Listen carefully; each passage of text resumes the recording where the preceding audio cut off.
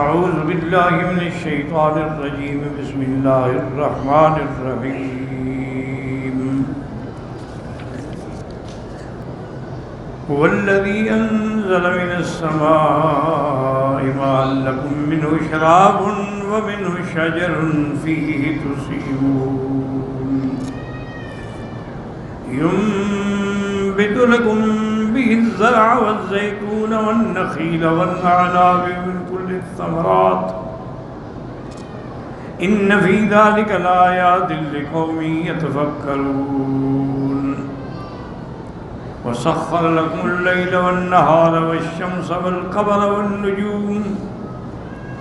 والنجوم مسخرات بأمره إن في ذلك لآيات لقوم يعقلون وما ذرأ لكم في الأرض مختلفا ألوانه إن في ذلك لآيات لقوم يذكرون وهو الذي سخر البحر لتأكلوا منه لحما طريا وتستخرجوا منه حلية تلبسونها وترى الفلك مواخر فيه ولتبتغوا من فضله ولعلكم تشكرون وألقى في الأرض رواسي أن تميد بكم وأنهارا وسبلا لعلكم تهتدون وعلامات وبالنجم هم يهتدون أفمن يخلق كمن لا يخلق أفلا تذكرون وإن تعدوا نعمة الله لا تحصوها إن الله لغفور رحيم. اللہ تبارک و تعالی نے ان آیات میں اپنی کمال قدرت، کمال تصرف اور کمال علم پر دلائل ذکر فرمائے ہیں. اور جیسے میں نے عرض کیا ہے کہ کبھی دلائل عالم علوی سے ہوتے ہیں، کبھی عالم سفلی سے ہوتے ہیں. تو سب سے پہلے اللہ تبارک و تعالی نے عالم علوی کا ذکر کیا کہ وہی ذات ہے انزل من السماء ماء لکم، جس نے اتارا تمہارے لیے پانی آسمانوں سے. اب بات سمجھیں کہ کیا پانی آسمانوں سے اترتا ہے یا بادلوں سے اترتا ہے؟ تو کئی مقامات پہ قرآن پاک میں ہے کہ بارش پانی آسمانوں سے برستا ہے. وَأَنزَلْنَا مِنَ السَّمَاءِ مَاءً مُبَارَكًا. اور کئی مقامات پہ ہے کہ پانی جو ہے بادلوں سے اترتا ہے. اسی لیے اللہ نے فرمایا کہ أَأَنْتُمْ أَنزَلْتُمُوهُ مِنَ الْمُزْنِ، مزن کہتے ہیں بادل، کہ اس سے تم اتارتے ہو کہ ہم اتارتے ہیں. أَمْ نَحْنُ الْمُنزِلُونَ. اور اسی طرح اللہ تبارک و تعالی نے دوسری جگہ بھی فرمایا الذی یرسل الرياح بشرا بین یدی رحمتہ. اللہ اپنی رحمت کے آنے سے پہلے ٹھنڈی ٹھنڈی ہوائیں چلاتی ہیں جو تمہارے لیے باعث راحت ہوتی ہیں اور ایک قسم کی خوشخبری ہوتی ہے کہ اب بارش آنے والی ہے. حتی اذا اقلت سحابا ثقالا سقناہ الی بلد میت. جب وہ پانی سے بھر جاتے ہیں بادل تو پھر ہم ان کو اپنے حکم سے چلاتے ہیں کہ فلاں جگہ پہنچو جہاں زمین مردہ ہو گئی ہے، پھر اس زمین پہ پانی برسا کے ہم اس کو زندہ کرتے ہیں. تو اصل میں یہ تعارض نہیں ہے. دریا جو ہے ایک دریا اللہ کے عرش کے عین نیچے بھی ایک دریا ہے جو اس کی رحمت کی دلیل ہے. اور اللہ تعالیٰ کبھی چاہتے ہیں تو براہ راست وہاں سے بارش اتارتے ہیں. اور اسی طرح ہمیں قصہ نوح علیہ السلام میں بھی یہ بات ملتی ہے کہ جب نوح علیہ السلام نے دعا کی کہ اللہ اس قوم کو برباد کر دے، اب یہ ایمان لانے والے نہیں. اللہ نے حکم دیا ٹھیک ہے آپ کشتی تیار کریں، آپ کشتی میں بیٹھیں، اس کے بعد فرماتے ہیں ففتحنا ابواب السماء، ہم نے آسمان کے دروازے کھول دیے پانی کے لیے، اور زمین کو بھی حکم دیا کہ فجرنا الارض عیونا، کہ تم بھی چشمے نکالو اندر سے، فالتقى الماء، جب وہ پانی دونوں مل گئے، آسمان والا بھی زمین والا بھی، لیکن اصولی طور پر تو یہاں تثنیہ ہونا چاہیے تھا فالتقى الماءان، یعنی آسمان کا پانی اور زمین کا پانی، لیکن اللہ فرمایا فالتقى الماء، ایک پانی۔ علماء نے اس کے دو جواب دیے ہیں کہ پانی سے مراد جنس ہے، یا یہ فرمایا ہے کہ جب پانی مل گیا تب ایک ہو گیا، اور جب یہ دونوں پانی مل گئے تو اللہ کے حکم سے وہ طوفان آیا کہ اللہ امر قد قدر، جس کا فیصلہ تقدیر کر چکی تھی کہ پھر کچھ بھی نہ بچا علی وجہ الارض، سب دنیا غرق ہو گئی ہے، کیونکہ اس وقت اور کوئی دنیا ہی نہیں تھی، وہی قوم نوح تھی۔ تو اس لیے یہ بھی ثابت ہوا کہ اللہ اگر چاہتے ہیں تو آسمانوں سے بھی پانی اتارتے ہیں، اور اگر چاہتے ہیں تو پھر ہواؤں کو حکم دیتی ہیں، وہ دریاؤں سے اور سمندروں سے ان کے بخارات لیتی ہیں اور اوپر جا کے جمع ہوتے ہوتے ہوتے بادل بن جاتے ہیں۔ پھر جب بادل پانی سے بھر جاتے ہیں تو پھر اللہ حکم دیتے ہیں فرشتوں کو، اور فرشتے اس کو چلاتے ہیں، اور اللہ کے حکم کے جا کے جہاں بھی حکم ہوتا ہے وہیں برساتے ہیں، اور اس کی مقدار بھی کوئی نہیں جانتا ماں سوا اللہ کے کہ کتنی بارش ہوگی، کہاں ہوگی، کہاں نہیں ہوگی۔ یہ جو موسمیات والے ہیں نا، یہ ایک اندازہ ہے، ظنی علم ہے، یہ قطعی علم نہیں ہے۔ وہ کبھی خبر دیں گے ٹھیک ہو جائے گی، کبھی خبر دیں غلط ہو جائے گی، لیکن اللہ کا فیصلہ تو غلط نہیں ہوتا۔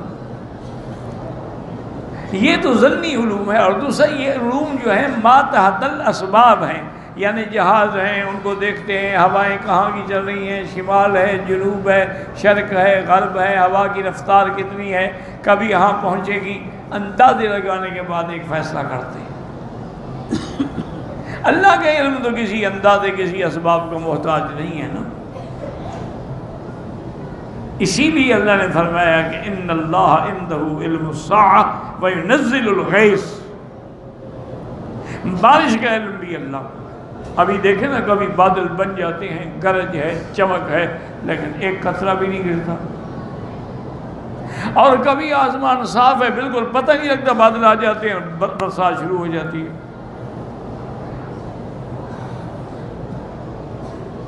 تو اس لیے اللہ تبارک و تعالیٰ نے یہ سارا انتظام کس کے لیے کیا ہے؟ آسمان تیرے لیے، زمینیں تیرے لیے، پانی تیرے لیے، جہاز تیرے لیے، جانور تیرے لیے، صرف تو اللہ کے لیے۔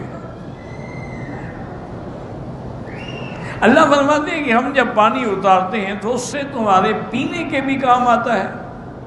وَمِنْهُ شَجَرٌ، شجر کہتے ہیں اصل میں اس درخت کو جس کی یعنی ساخ کو جو اپنے اس پہ کھڑا ہو پشت پہ، ایک ہوتا ہے زمین پہ پڑا ہو، اس کو نجم کہتے ہیں، شجر نہیں کہتے۔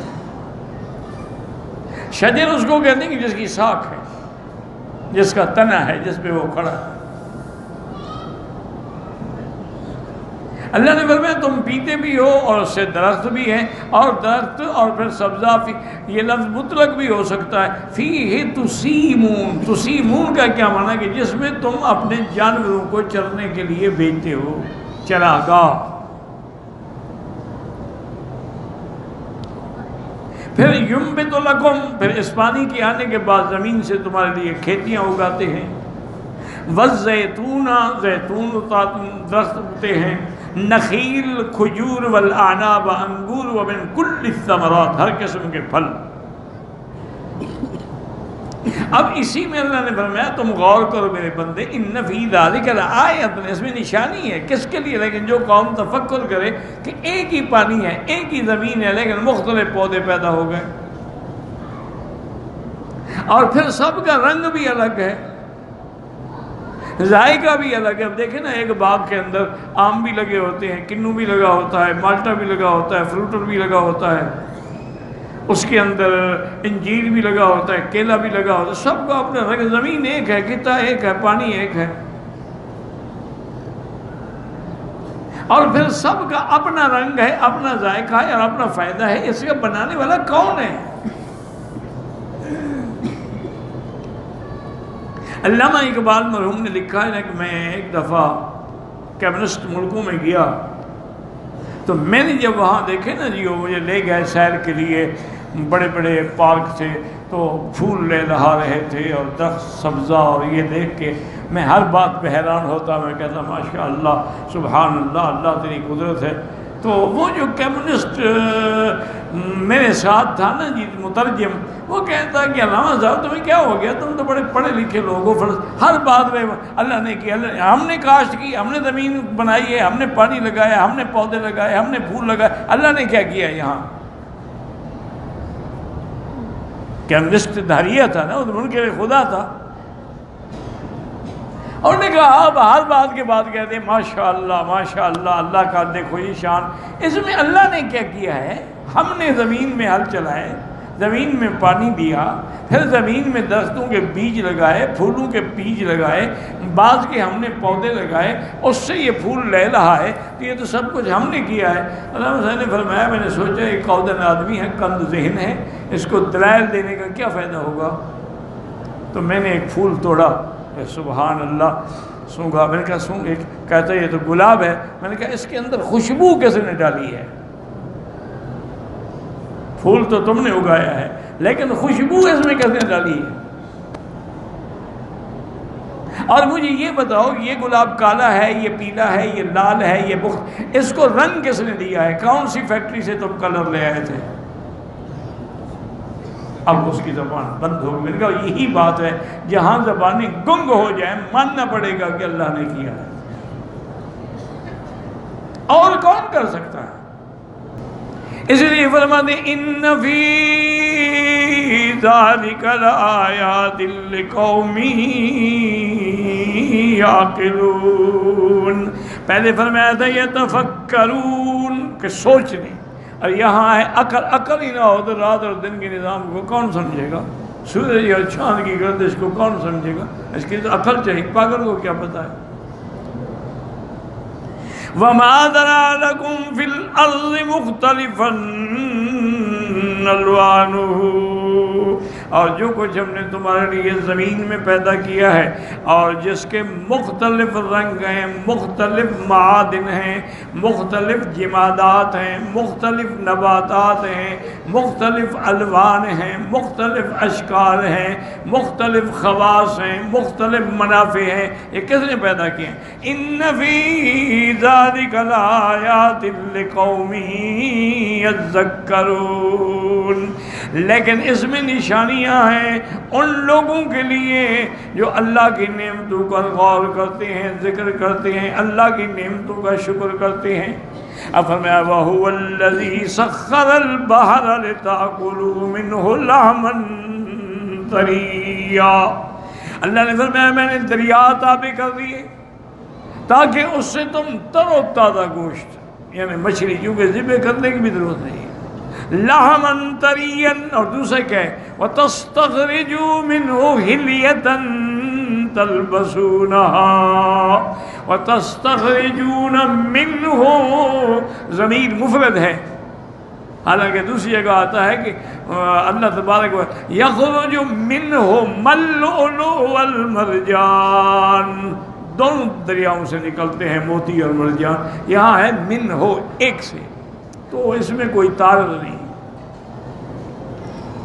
اب اس کے بعد جناب فرماتی ہیں کہ کیا نکلتا ہے تمہارے لیے؟ حلیتن، زیور، تلبسونہا، جن کو تم پہنتے ہو۔ یار پہنتی تو عورت ہے، ہم کہاں پہنتے ہیں؟ قرآن میں ہے وہ حلیتن تلبسونہا کہ زیور جس کو تم پہنتے ہو۔ مرد کہاں زیور پہنتا ہے؟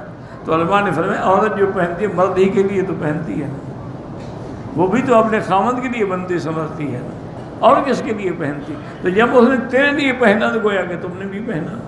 اور بعض علماء نے فرمایا کہ آدمی بھی اچھی اچھی انگوٹھی پہن لیتے ہیں تو گویا کہ تم بھی پہنتے ہو۔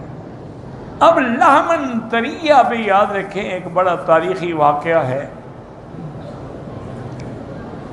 ایک آدمی نے قسم کھائی کہ واللہ لا آکل اللحم، مجھے اللہ کی قسم ہے میں گوشت نہیں کھاؤں گا.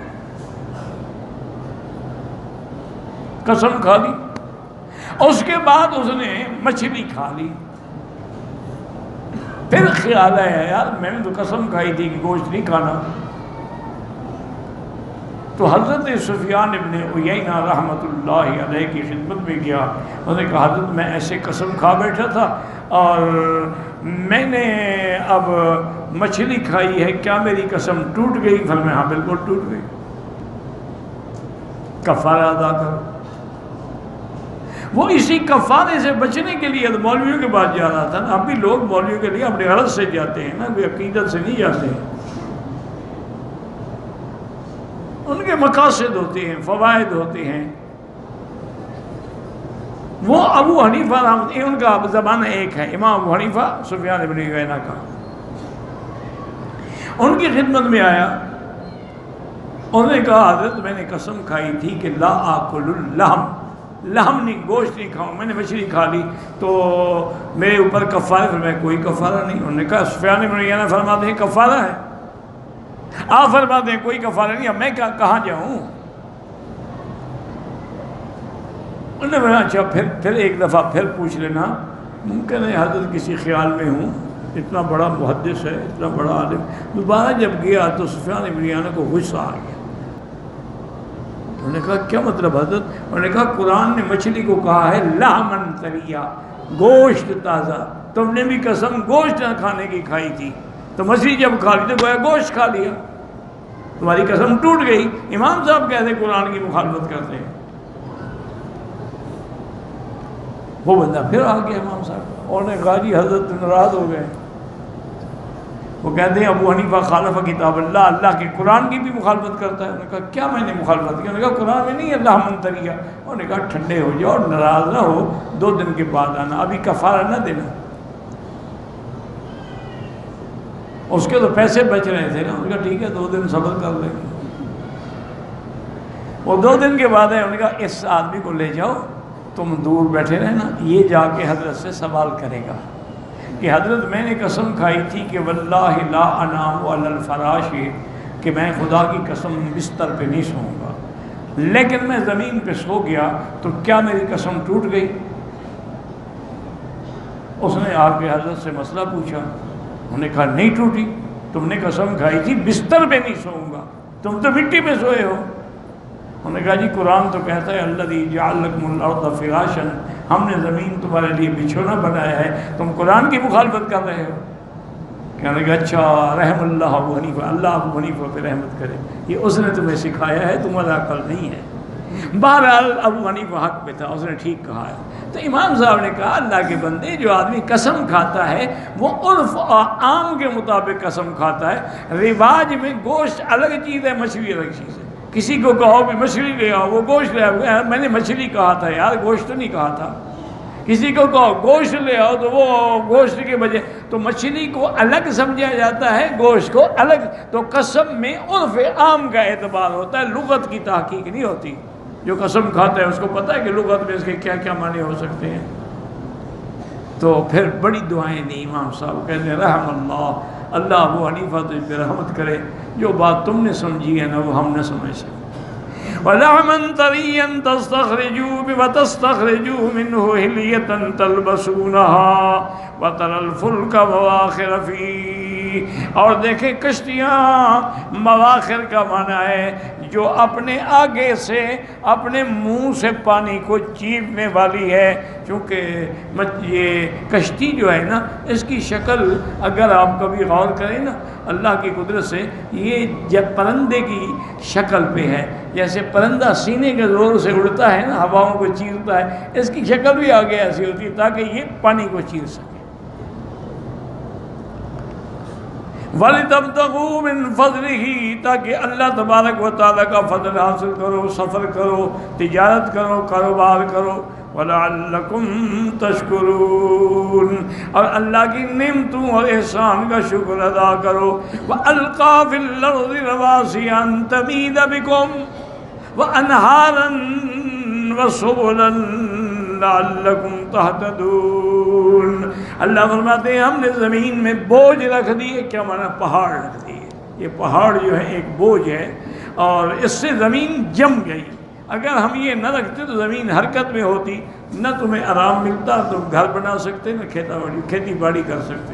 وَأَلْقَى فِي الْأَرْضِ رَوَاسِيَ أَن تَمِيدَ بِكُمْ، اس لیے بعض علماء نحو کہتے ہیں لِأَلَّا تَمِيدَ بِكُمْ وَأَنْهَارًا، اور ہم نے تمہارے لیے نہریں جاری کی، وَسُبُلًا، اور راستے بنائے، لَعَلَّكُمْ تَهْتَدُونَ، تاکہ تم صحیح مقام پہ پہنچ، وعلامات، اور اپنی قدرت کی نشانیاں، اور تمہیں منزل پہ پہنچانے والی نشانیاں، وبالنجم هم يهتدون، دن کے اندر ہم نے پہاڑ بنائے ہیں، درخت بنائے ہیں جو نشانی ہیں، اور رات کو ہدایت کے لیے ستارے چمکائے ہیں کہ اگر تم اندھیری رات ہے، سمندر میں بھٹکے ہوئے ہو، تو ستاروں پہ نظر ڈال کے سمت متعین کرو۔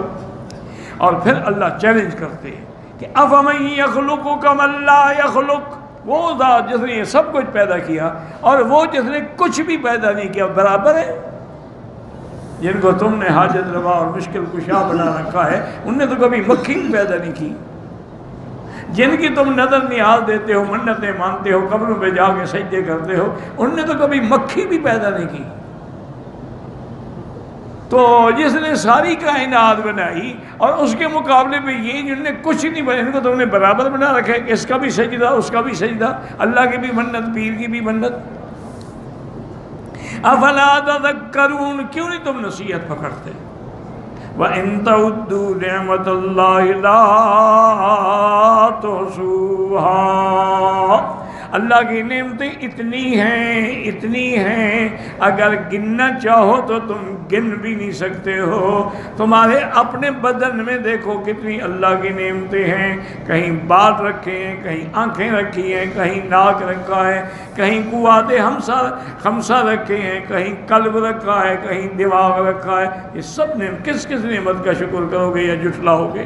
ان اللہ لغفور رحیم، مانا یہ ہے کہ تم ان نعمتوں کے بعد بھی اللہ کا شکر نہیں کرتے ہو اور غیروں کو سجدے کرتے ہو۔ یہ تو وہ مہربان ہے، رحمت کرنے والا ہے، ورنہ تو ساری دنیا کو ہلاک کر دیں۔ واللہ اعلم۔